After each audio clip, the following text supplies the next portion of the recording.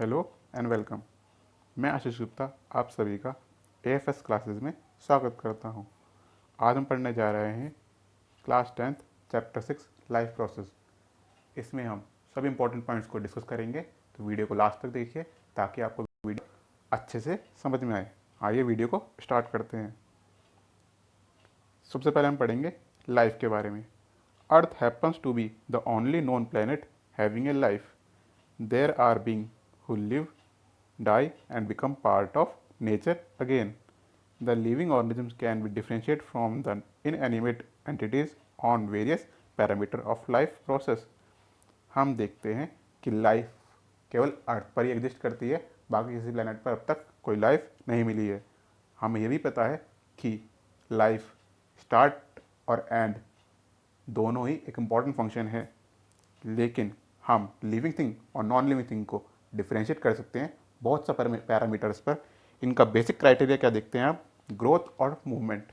आप देखते हैं कोई चीज़ अगर मूव कर रही है, ग्रो कर रही है, तो वो लिविंग है, अदरवाइज वो लिविंग नहीं है। तो इससे रिलेटेड हम चैप्टर के अंदर बहुत सी प्रोसेस पढ़ेंगे जिनसे हम डिस्टिंग्विश कर पाते हैं लिविंग और नॉन लिविंग थिंग्स के बारे में।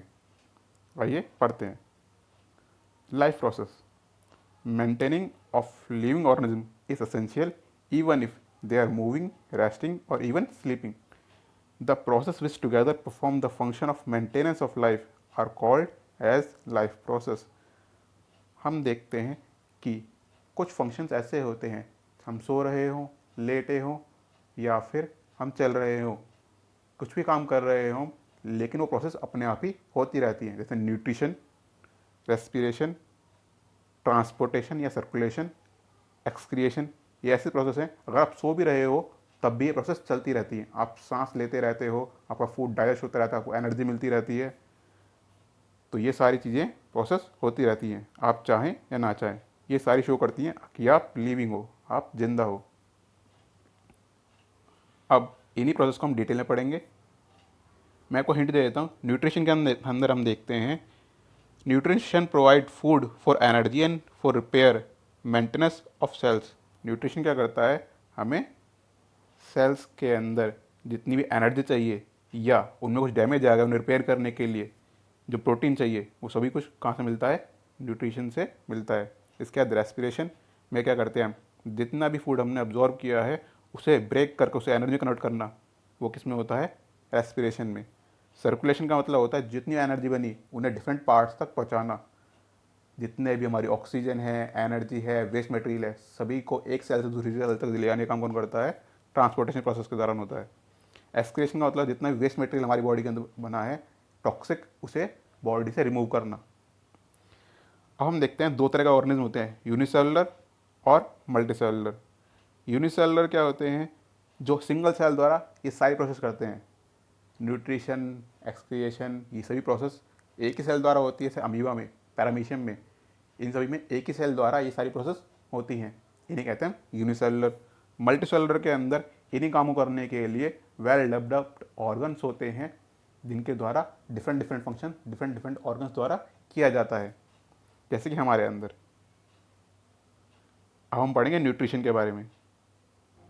Nutrition, the process of acquiring food that is needed for nourishment and sustenance of the organism is called nutrition. Nutrition वो प्रोसेस है जिसके द्वारा हम food in the form of nutrients जैसे कार्बोहाइड्रेट, फैट, विटामिन, मिनरल्स को लेते हैं ताकि हम जीवित रह सकें, हमें एनर्जी मिल सके और बॉडी के अंदर कुछ भी डैमेज होता है उसे रिपेयर कर सके। इन सभी चीज़ों के लिए हमें न्यूट्रिएंट्स की जरूरत होती है, और न्यूट्रिएंट्स को हम किससे लेते हैं? फूड से, by the process of nutrition. Nutrition के दो प्रकार के होते हैं, एक ऑटोट्रॉपिक और एक हेटरोट्रॉपिक। ऑटोट्रॉपिक न्यूट्रिशन क्या होता है? जैसे आप देखते हो प्लांट्स के अंदर कोई भी अपना खाना खुद बनाता है उसे ऑटोट्रॉपिक न्यूट्रिशन कहते हैं। जो दूसरों पर डिपेंड रहता है खाने के लिए, खुद अपना खाना स्वयं नहीं बना सकता, उसे क्या कहते हैं? हेटरोट्रॉपिक। हेटरोट्रॉपिक को भी तीन हिस्सों में बांटा गया है, होलोजोइक, सेप्रोफाइटिक और पैरासाइटिक। इन तीन तरह के न्यूट्रिशन होते हैं जो हम देखते हैं किसके अंदर? हमारे हेटरोट्रॉपिक न्यूट्रिशन के अंदर। इन्हीं को हम डिटेल में पढ़ने वाले हैं। पहले पढ़ते हैं ऑटोट्रॉपिक न्यूट्रिशन। ऑटोट्रॉप्स क्या होते हैं मैं बता चुका हूँ। An organism can nourish itself by making it's oven food using sunlight or chemicals. Such mode of nutrition is called autotrophic nutrition. Autotrophic nutrition के अंदर हम देखते हैं कोई भी अपना खाना कार्बन डाइऑक्साइड, वाटर और सनलाइट के वजह से बना सकता है, उसे हम क्या कहते हैं, ऑटोट्रॉपिक न्यूट्रिशन, जो हम देखते हैं प्लांट्स के अंदर होता है। या फिर कुछ बैक्टीरियाज भी अपना केमिकल के थ्रू खाना खुद बना पाते हैं। तो इसे भी दो तरह से तोड़ा गया है हमने। अगर किसको सनलाइट के हेल्प से खाना बनाता है उसे कहते हैं हम फोटो ऑटोट्रॉप्स, जैसे कि जितने भी ग्रीन प्लांट्स हैं हमारे। इस तरह से कुछ बैक्टीरिया होते हैं जो केमिकल्स का यूज़ करते हैं एनर्जी को प्रोड्यूस करने के लिए, उन्हें कहते हैं कीमो ऑटोट्रॉप, या इसका एग्जाम्पल है साइनो बैक्टीरिया, जैसा कि आप डायग्राम में देख सकते हो। इसके बाद नेक्स्ट प्रोसेस है हमारी फोटोसिंथेसिस। फोटोसिंथेसिस वही प्रोसेस है जिसके द्वारा ऑटोट्रॉप्स अपना खाना बनाते हैं with the help of sunlight. The plant makes food using sunlight and water and carbon dioxide which provide nourishment and CO2 which provides nourishment to other organisms and themselves। उन्हें और क्या करते हैं, उन्हें और डायरेक्टली और इनडायरेक्टली बाकी organisms को भी क्या करते हैं, खाना प्रोवाइड करवाते हैं with the help of the food they made. हम देखते हैं कि हम डायरेक्टली इनडायरेक्टली हम खाते तो प्लांट्स को ही हैं, या तो हम प्लांट्स को खाते हैं या प्लांट्स खाने वालों को खाते हैं, तो हम डायरेक्टली इनडायरेक्टली फोटोसिंथेसिस प्रोसेस पे ही डिपेंड हैं। फोटोसिंथेसिस का सबसे मेन पॉइंट होता है क्लोरोफिल। क्लोरोफिल प्रेजेंट होता है क्लोरोप्लास्ट में, जो केवल ग्रीन कलर के प्लांट्स में ही पाया जाता है। ग्रीन प्लांट्स के अंदर हमारा ग्रीन कलर का क्या होता है, क्लोरोफिल होता है, एक ग्रीन पिगमेंट जो क्लोरोप्लास्ट के अंदर बंद होता है। जिन प्लांट्स में जिन हिस्सों में क्लोरोप्लास्ट प्रेजेंट होगा, केवल वही हिस्से सनलाइट से अपना खाना बना सकते हैं, बाकी हिस्से अपना खाना नहीं बना सकते। क्यों?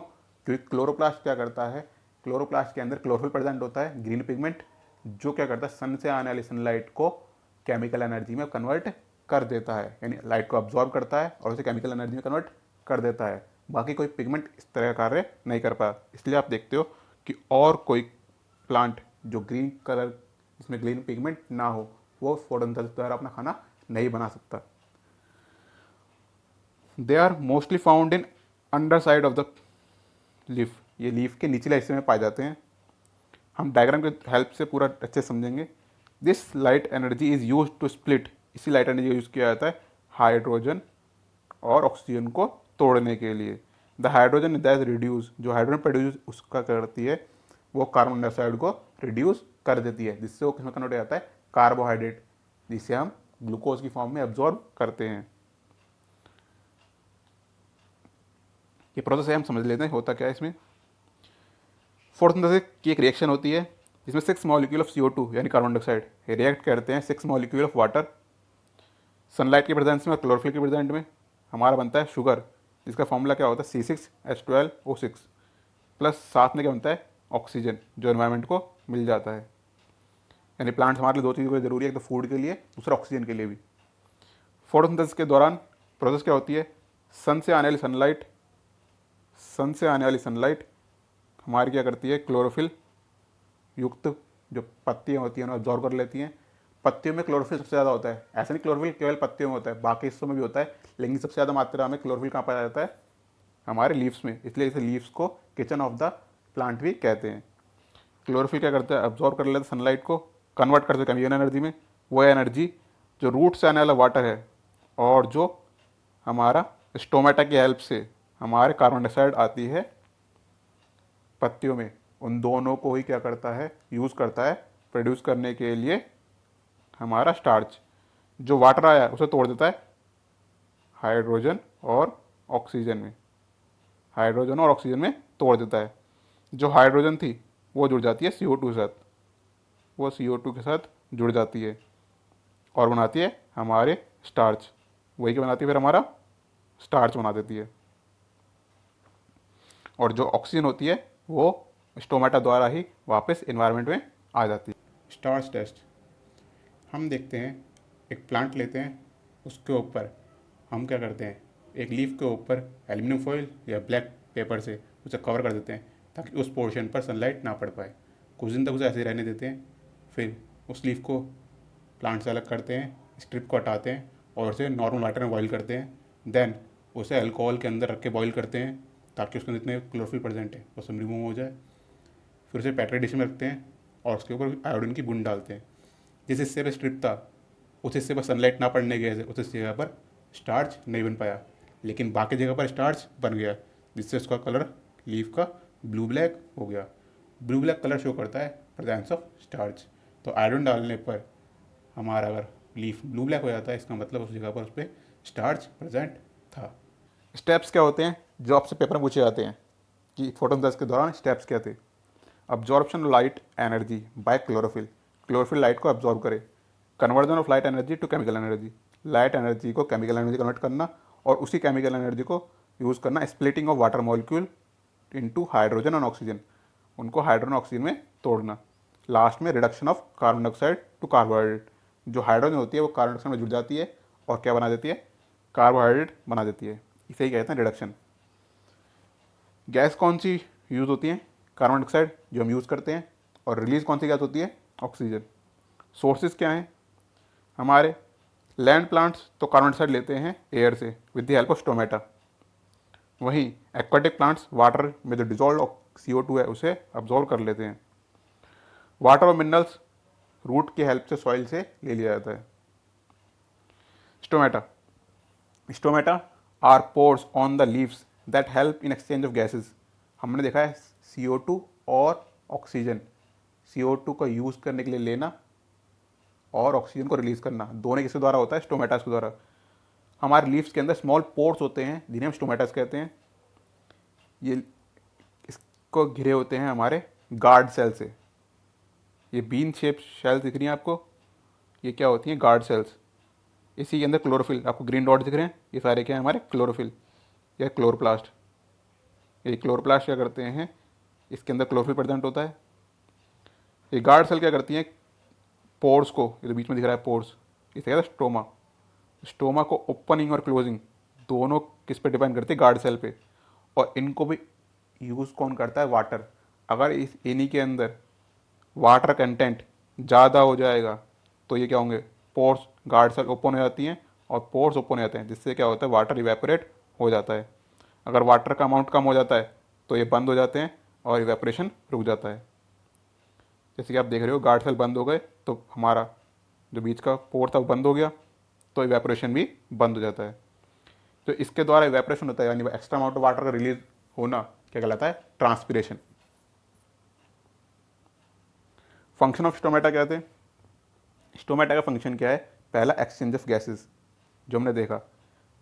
अब प्रोसेस पूछता है कौन सी प्रोसेस द्वारा होता है, तो इस प्रोसेस का नाम होता है डिफ्यूजन। डिफ्यूजन, ठीक है, डिफ्यूजन प्रोसेस द्वारा गैसेस एक्सचेंज होती हैं। दूसरा क्या है? Water, extra amount of water को ट्रांसपिरेशन प्रोसेस द्वारा हमारे एनवायरनमेंट में आ जाता है, जो वाटर साइकिल का एक पार्ट होता है। मैंने लिखा हुआ डेफिनेशन लिख दिया स्टोमा की। स्टोमा क्या होता है? बीच में जो स्मॉल पोर प्रेजेंट होता है उसे स्टोमा कहते हैं। ये आपको अच्छे से डायग्राम समझ में आ जाएगा, आप इसका स्क्रीनशॉट ले सकते हैं समझने के लिए। आपको एग्जैक्ट डेफिनेशन लिखनी हो स्टोमा की तो यहाँ से आप लिख सकते हैं। नेक्स्ट है heterotrophic nutrition. Heterotrophic nutrition is a type of nutrition in which organism depend upon other organism for food to survive. जैसे कि मैं बता चुका हूँ, हेटेरोट्रॉप्स अपना खाना खुद बना नहीं सकते, तो दूसरे डिपेंड करते हैं खाने के लिए। या तो हम प्लांट्स को खाते हैं डायरेक्ट, या फिर प्लांट को खाने वालों को खा लेते हैं, तो हम कार्निवोरस हो सकते हैं, यानी जो मांस खाते हैं, या फिर ओमनिवोरस, डायरेक्ट प्लांट्स को भी खा सकते हैं, या फिर हर्बिवोरस, केवल प्लांट्स को खा सकते हैं। तो heterotrophics organism to take all organic substance they need to survive. उन्हें सभी ऑर्गेनिक सब्सटेंस चाहिए होते हैं, वरना माल न्यूट्रिशन यानी किसी भी एक न्यूट्रिएंट की कमी हो सकती है। कौन कौन होते हैं हेटेरोट्रॉप्स?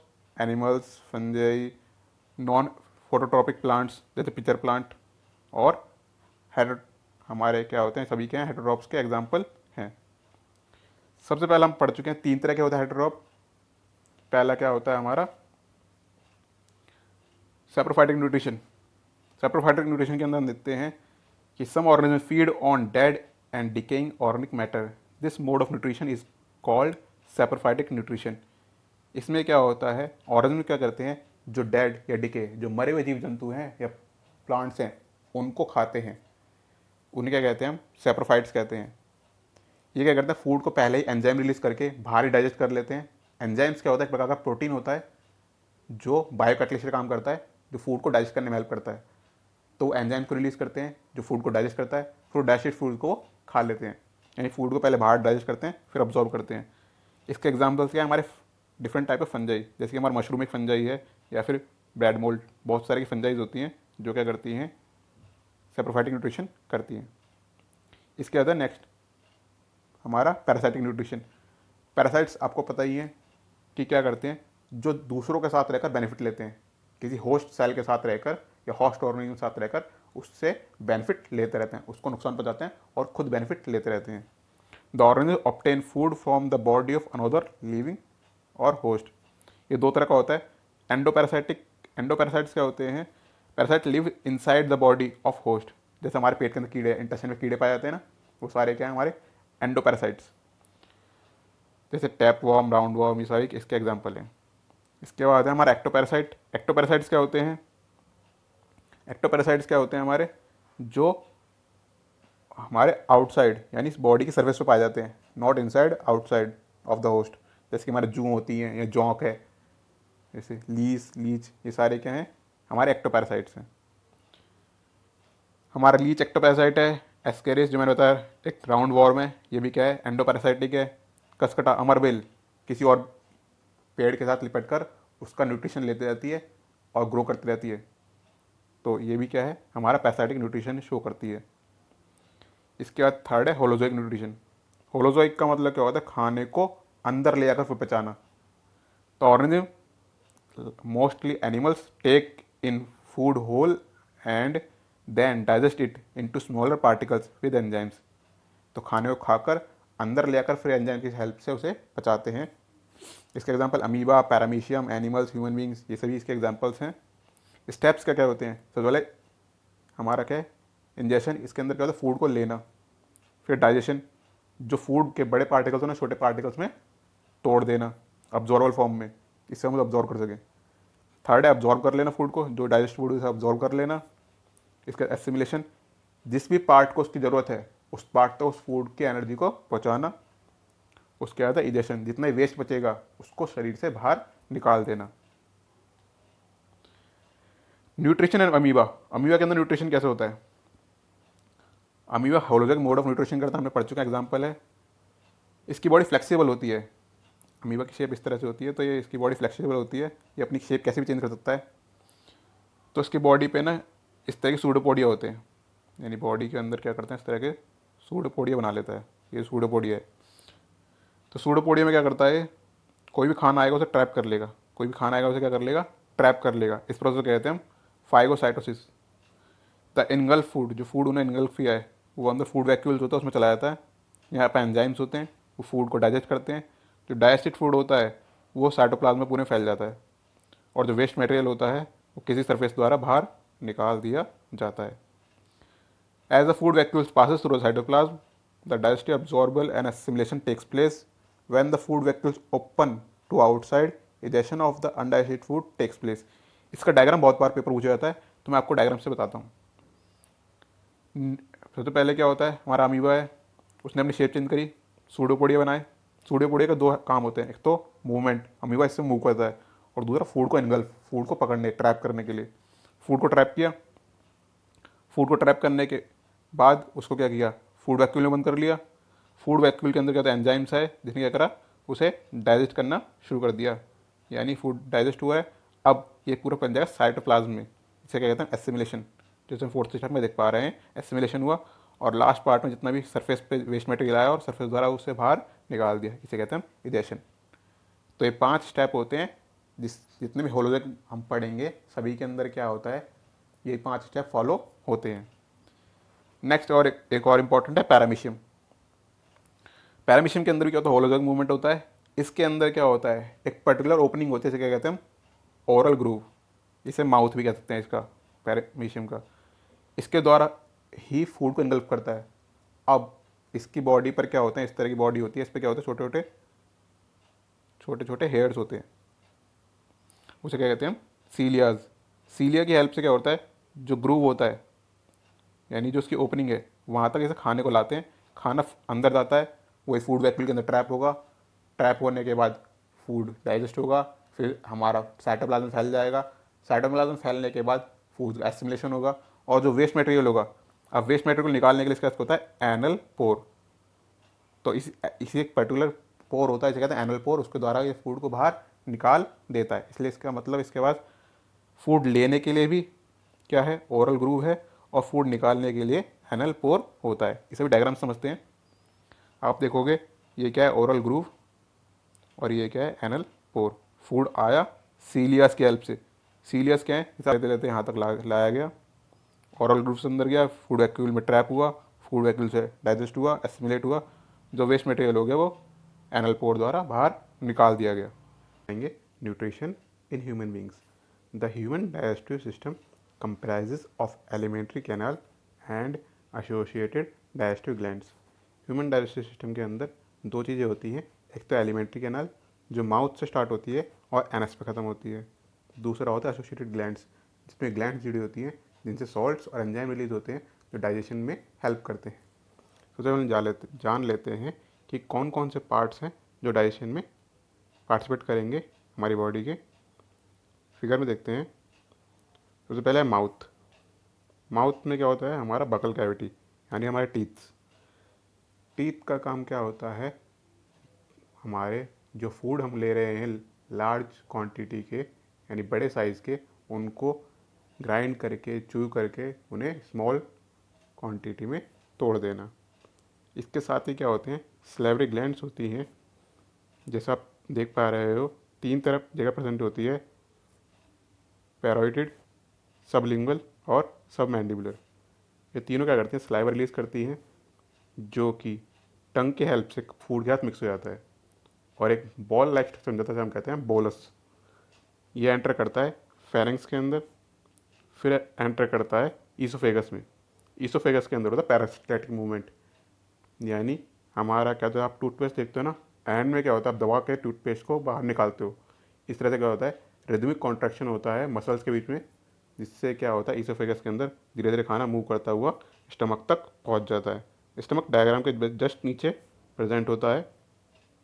स्टमक के अंदर बाद हमारा नेक्स्ट है लिवर, उसके नीचे होते हैं हमारी पैनक्रियाज, उसके बाद हमारा क्या है, ग्रीन कलर में दिख रहा होगा आपको लिवर के नीचे ही, गाल ब्लैडर। इसके बाद होता है हमारा स्मॉल इंटेस्टाइन, ये लॉन्गेस्ट पार्ट है जहाँ पर क्या होता है, फूड का अब्जॉर्प्शन होता है। इसके बाद क्या है, हमारा लार्ज इंटेस्टाइन, इसके बाद रेक्टम, और लास्ट में एनस। ये पूरी हमारी क्या थी, एलिमेंट्री कैनाल। आप देखते हैं फंक्शन कैसे करती है।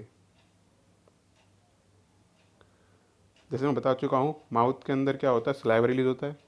सलाइवा के अंदर हमारा एक एंजाइम होता है सलाइवरी अमाइलेज, जिसका काम क्या होता है, जो भी हम खाना खा रहे हैं उसमें जो स्टार्च है उसे माल्टोज, जो कि एक शुगर की फॉर्म है, उसमें कन्वर्ट कर देना। उसके बाद जो हमारी टंग होती है उसे मिक्स कर देती है सलाइवा को हमारे फूड के साथ, जिससे बनता है बोलस। बोलस कहाँ जाता है फिर, ईसोफेगस से होता हुआ पेरिस्टाल्टिक मूवमेंट द्वारा, यानी rhythmic contraction of and expansion of हमारा मसल्स, उसके द्वारा खाना पहुँचता है स्टमक में। स्टमक के अंदर 3 तरह के हमारे गैस्ट्रिक जूस रिलीज होते हैं। पहला है म्यूकस। म्यूकस क्या करता है, एक प्रोडक्टिव लेयर बना देता है इनर वॉल पे, जो स्टमक की इनर वॉल है उस पर एक प्रोडक्टिव लेयर बना देता है, जिससे कि क्या होता है, हमारी स्टमक हाइड्रोक्लोरिक इफेक्ट से बच जाए। हाइड्रोक्लोरिक क्या एसिड है, हाइड्रोक्लोरिक क्या है, एक एसिड है, जिससे क्या होता है, फूड क्या होता है, एसिडिक मीडियम में कन्वर्ट हो जाता है।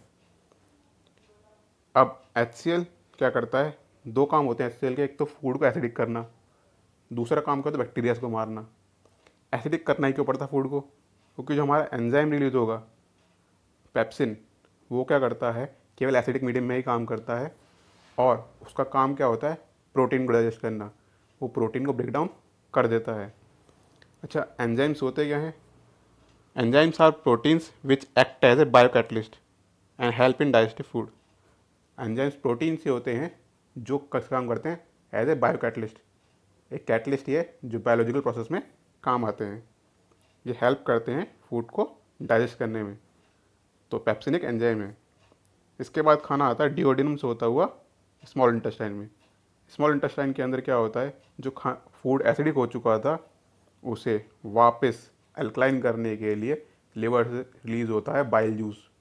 लीवर और गॉल ब्लैडर दोनों से मिलकर एक डक्ट आती है, हेप्टिक डक्ट, जो क्या करती है, फूड को क्या करती है, अल्कलाइन। प्लस उसके अंदर सॉल्ट्स प्रेजेंट होते हैं जो इमल्सिफिकेशन का काम करते हैं। इमल्सिफिकेशन का मतलब होता है फैट की बड़ी बड़ी गोलियों को छोटी गोलियों में तोड़ देना, यानी फैट ग्लोब्यूल्स को, बिगर ग्लोब्यूल्स को स्मॉलर ग्लोब्यूल्स में कन्वर्ट कर देना। इसके बाद साथ ही साथ इसी टाइम पैनक्रियास से पैनक्रेटिक जूस रिलीज होता है। पैनक्रेटिक जूस में 3 तरह के एंजाइम्स होते हैं हमारे, जैसे कि यहाँ दिख रहा है, ट्रिप्सिन जो प्रोटीन को पेप्टोन्स में बदल देता है, साथ ही साथ लाइपेज जो फैट था जो लीवर की वजह से स्मॉल ग्लोब्यूल्स में बदल चुका था, वो किसमें कन्वर्ट हो जाता है, फैटी एसिड और ग्लिसरॉल में। साथ ही साथ हमारा एक और एंजाइम रिलीज होता है अमाइलेज, जो हमारा सलाइवा से भी रिलीज हुआ था। वो क्या करता है, हमारा डाइजेस्ट करता है शुगर को, यानी कार्बोहाइड्रेट में बदलता है, शुगर को बदलता है कार्बोहाइड्रेट में। साथ साथ रिलीज होता है इंटरस्टिशियल जूस। इसमें क्या होते हैं, ये कन्वर्ट करते हैं कार्बोहाइड्रेट को ग्लूकोज में, कार्बोहाइड्रेट को ग्लूकोज में, और फैट को फैटी एसिड और ग्लिसरॉल में, और प्रोटीन को अमीनो एसिड्स में। हमारी बॉडी के अंदर जो कार्बोहाइड्रेट स्टोर होता है वो ग्लाइकोजन की फॉर्म में स्टोर होता है। इसके बाद हमारा क्या होता है, लार्ज इंटेस्टाइन में खाना जाता है। स्मॉल इंटेस्टाइन के अंदर जितना भी बना है हमारा glucose, fatty acid, glycerol, amino acids, इन सबको अब्जॉर्व करने के लिए क्या प्रेजेंट होती है, विलीज, फिंगर लाइक प्रोजेक्शन होती है विलीज, जो क्या करती हैं, खाने के सरफेस एरिया को बढ़ा देती हैं, अब्जॉर्प्शन सरफेस एरिया को। इंटेस्टाइन के अंदर सरफेस एरिया होता है खाने को अब्जॉर्व करने के लिए, उसके एरिया को बढ़ा देती हैं। इनके पीछे होते हैं ब्लड वेसल्स, तो खाना सीधा कहाँ मिल जाता है, ब्लड वेसल में जाके मिल जाता है। तो जितना सबसे ज़्यादा अब्जॉर्प्शन कहाँ होता है, हमारा स्मॉल इंटेस्टाइन के अंदर होता है। इसके बाद हम जाते हैं लार्ज इंटेस्टाइन में। लार्ज इंटेस्टाइन के अंदर भी खाना क्या हो रहा था, अब्जॉर्ब हो रहा होता है। इसे आप इस तरह समझ लीजिए, जैसे आपने गन्ने का जूस निकलता देखा होगा, तो गन्ने के जूस वाला क्या करता है, बार बार गन्ने को डालता रहता है जब तक कि उसका सारा जूस ना निकल जाए, और जो एंड में वेस्ट बचता है उसे वो डस्टबिन में डाल देता है। हम भी यही करते हैं। फूड स्मॉल इंटेस्टाइन से होता हो जाता है, उसमें जितना भी प्रोटीन, विटामिन, फैट, जो भी चीज़ें हैं वो अब्जॉर्व कर रहे हैं। लास्ट में आता है लार्ज इंटेस्टाइन में, वहाँ हम क्या करते हैं, जितने वाटर होता है उसको अब्जॉर्व कर लेते हैं, जितनी हमारी बॉडी को रिक्वायरमेंट है। जितना भी एक्स्ट्रा अमाउंट वाटर या वेस्ट हो जाएगा वो आके इकट्ठा हो जाएगा रेक्टम में। रेक्टम में जब तक इकट्ठा हो जब तक कि हमारा प्रेशर ना बन जाए। फिर जब लार्ज अमाउंट इकट्ठा हो जाता है तो क्या होता है, प्रेशर के साथ एनएस द्वारा वो बाहर इजेक्ट कर दिया जाता है। नेक्स्ट इसे हम शॉर्ट में समझते हैं। अगर आपको खाली कहने के लिए आए कि ह्यूमन डाइजेस्टिव सिस्टम को एक्सप्लेन कीजिए, तो आपको इतना बड़ा लिखने की ज़रूरत नहीं है, आप डायरेक्ट शॉर्ट में लिख सकते हैं। आप फ्लो डायग्राम में देख चुके हो, digestion begins from the mouth, in the mouth it is broken down by salivary amylase, the food moves to the stomach through the esophagus which perform peristaltic movement, enzymes and various digestive juice from liver, gallbladder, pancreas act on the chunks from the stomach in the small intestine. In the large intestine the remaining nutrients are absorbed and the leftover is removed from the body through the rectum and anus. एक simple सा diagram मैंने यहाँ डाल दिया है जिसमें केवल वो इंपॉर्टेंट पार्ट है और उनके फंक्शन है, जैसे टंग, माउथ, हमारा ईसोफेगस, डायफ्राम के just below stomach, gall bladder, liver. Liver हमारी क्या है, सबसे बड़ी ग्लैंड है जो कोई एंजाइम रिलीज नहीं करती। आई रिपीट, कोई एंजाइम रिलीज नहीं करती। अकेली ऐसी ग्लैंड है जो एंजाइम रिलीज नहीं करती, बाकी सब एंजाइम रिलीज करते हैं। ये क्या रिलीज करते हैं, सॉल्ट्स। और इसका काम क्या होता है, इमल्सिफिकेशन का और फूड को एल्कलाइन करने का। ग्लैंड्स, एंजाइम्स, जूस या फंक्शन। माउथ का हम देखा था, सलाइवरी ग्लैंड्स होती हैं जो सलाइवरी एमाइलेज रिलीज करती है, जिसका काम क्या होता है, स्टार्च को शुगर में या माल्टोज में कन्वर्ट करना। इसके स्टमक में कौन कौन सी ग्लैंड होती हैं, हमारी गैस्ट्रिक ग्लैंड्स होती हैं जिससे गैस्ट्रिक जूस निकलता है। पहली हाइड्रोक्लोरिक एसिड जो क्या करती है, बैक्टीरिया को मारने का काम करती है। दूसरा काम क्या होता है इसका, फूड को एसिडिक बनाना ताकि पेप्सिन उस पर एक्ट कर सके। इसके बाद पेप्सिन होता है जो फूड को डाइजेस्ट करता है, फूड के अंदर प्रेजेंट प्रोटीन को डाइजेस्ट करता है।